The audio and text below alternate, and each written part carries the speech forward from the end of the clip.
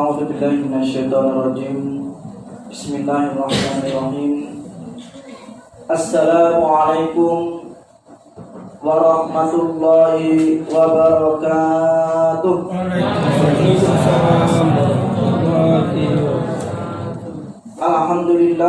Alhamdulillahilladzi anzala al-Qur'an hudan lin-nasi wa bayyinatin minal huda wal furqan. Asyhadu an la ilaha illallah wahdahu la syarika lah wa asyhadu anna Muhammadan abduhu wa rasuluhu la nabiyya ba'dah. Jamaah salat Isya yang dirahmati Allah Subhanahu wa taala.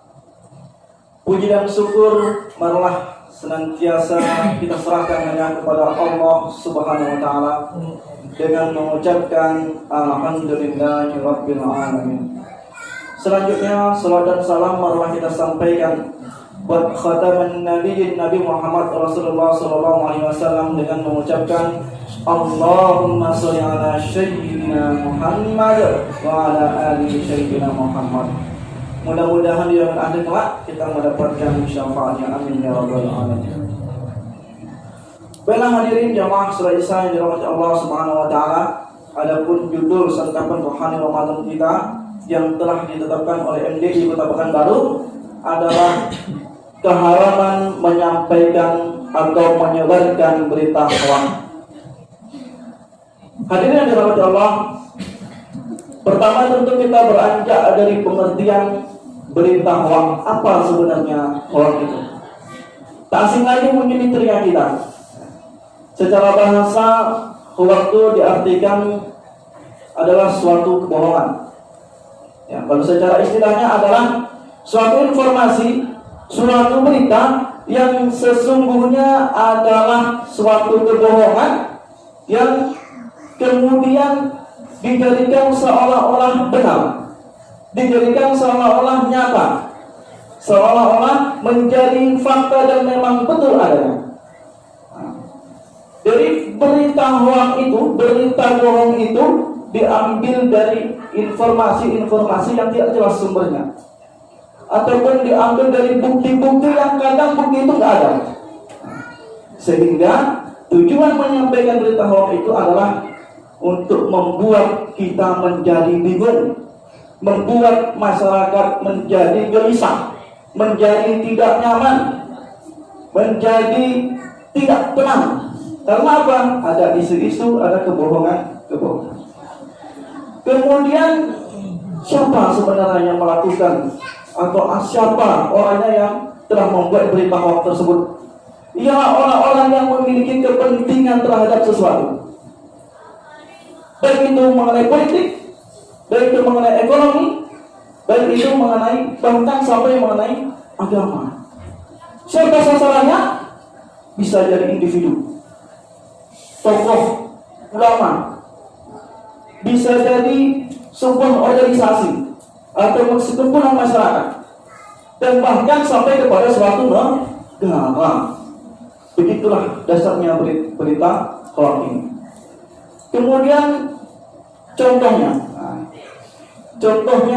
ternyata berita hoax ini bukan saja di akhir-akhir ini, tetapi semenjak zamannya Nabi Adam dulu udah ada. Siapa provokasinya? Adalah iblis. Pada saat itu kata Allah, wa qulna bitu adamus ya adamus kun anta wa zawjuka jannatu wa kula minha ragadan haitsu syi'tuma wa la taqrabu hadhihi sajarah fatakuna minaz zalimin. Kata Allah, tinggallah kamu di surga ini, makanlah sepuas kamu, nikmatilah surga ini. Tapi dibisikin oleh iblis, dekatilah pohon ini, padahal itu di dalam hati saja loh, satu saja, jangan dekat ini. Tapi apa? Diprovokasi oleh iblis, sehingga dimakanlah buah kurdi. Begitulah. Kemudian zaman Rasul, contohnya yaitu Siti Aisyah yang telah difitnah, yang membuat berita hoax, dia berselingkuh ketika berada di jalan. Kemudian sampailah kepada sahabat Utsman.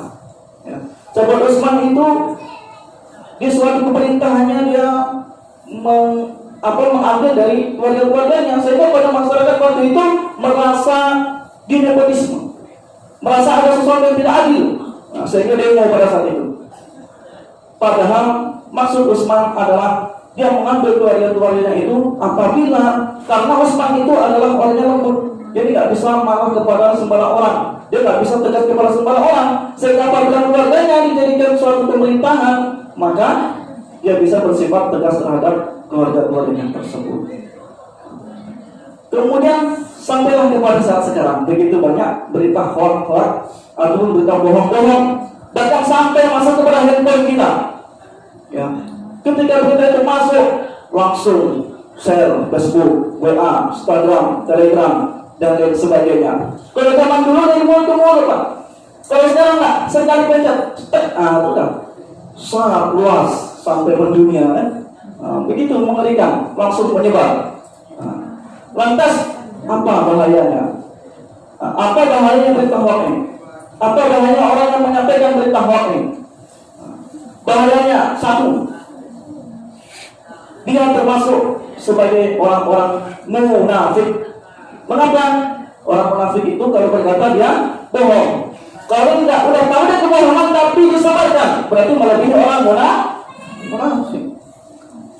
Kemudian yang kedua, berita hoax ini dosanya dosa jariah. Estafet menyebar, satu sampaikan masuk satu, sampaikan lagi, telah lagi, sampaikan banyak, sehingga mendapatkan dosa jariah. Begitu mengerikan. Kemudian apa hukumnya? Dia jelas, hukumnya adalah haram karena membuat suatu kebohongan bahkan disebarkan kepada orang. Kemudian apa ancaman Allah terhadap orang-orang yang menyampaikan berita hoax? Allah Subhanahu wa taala berfirman dalam Al-Qur'an surat An-Nur ayat yang ke-19. A'udzu billahi minasyaitonir rajim. Bismillahirrahmanirrahim. Innal ladzina yuhibbuna an tashi'al fahishah fil ladzina amanu lahum 'adzabun alim fid dunya wal akhirah. Wallahu ya'lamu wa antum la ta'lamun. Yang artinya sesungguhnya orang-orang yang ingin agar perbuatan yang sangat keji itu, berita bohong, tersiar di kalangan orang-orang yang beriman, mereka mendapat azab yang pedih di dunia dan di akhirat, dan Allah mengetahui sedang kamu tidak mengetahui. Ada balasannya, Allah akan mengazab di dunia orang yang menyampaikan berita bohong, kemudian diazab juga di akhirat. Apa buktinya dia diazab di dunia? Karena kebohongannya menyampaikan berita, tentu hidupnya tidak tenang. Walaupun harganya banyak, selalu dipikirin, diwaswasin oleh sesuatu yang tidak nyaman dalam hidupnya. Hidupnya tidak tenang, tidak nyaman. Kemudian yang lebih lagi, di akhirat akan dimasukkan azabun nar ke dalam neraka. Kemudian lantas bagaimana sikap kita terhadap orang-orang yang menyampaikan berita bohong? Setidaknya ada dua. Yang pertama adalah tabayyun, yaitu meng-cross-check. Ketika ada suatu berita, suatu informasi masuk ke HP kita atau masuk oleh orang lain, cek dulu. Apakah ini benar? Apakah ini ada manfaatnya? Atau ada manfaatnya? Atau banyak mudaratnya? Kadang ada yang berita itu manfaatnya ada, tapi ketika disampaikan mudaratnya lebih banyak, lebih besar, maka stoplah. Atau tidak ada manfaatnya sama sekali, lebih banyak mudaratnya, tidak mendatangkan masalah bagi umat, maka stop, jangan sampaikan. Maka berhati-hatilah kita. Yang kedua, sikap kita sebagai orang beriman, yaitu ya ayyuhalladzina amanu taqullaha wa qulu qawlan sadida yuslih lakum a'malakum wa yaghfir lakum dzunubakum wa may yuti'illaha wa rasulahu faqad faza fawzan 'azima. Wahai orang-orang yang beriman, kita semua dipanggil bertakwalah kepada Allah dan ucapkanlah perkataan yang benar. Jangan sampai berbohong. Ucapkanlah perkataan yang benar, berpikir benar, berkata benar, bertindak benar, tangan berlaku benar, kaki berlaku benar, hati berlaku benar, semuanya harus benar. Kemudian ada balasannya, yaitu apa? Yuslih lakum a'malakum wa yaghfir lakum.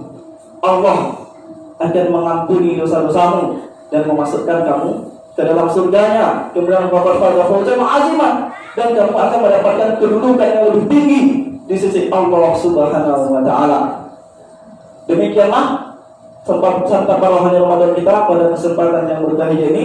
Dengan adanya momen Ramadan ini, mari kita menterbiah diri, mendidik diri kita untuk jangan sampai kita menyebarkan, menyampaikan berita-berita bohong atau berita-berita hoax, karena azabnya sungguhlah mengerikan. Oleh karena itu, mari senantiasa kita bersifat benar, bertindak benar, dan kita ajak teman-teman kita, sahabat-sahabat kita, keluarga kita untuk senantiasa bersikap benar sehingga kita mendapatkan ampunan di sisi Allah dan mendapatkan tempat yang agung dan mulia. Hadanallahu wa iyyakum ajma'in. Assalamualaikum warahmatullahi wabarakatuh.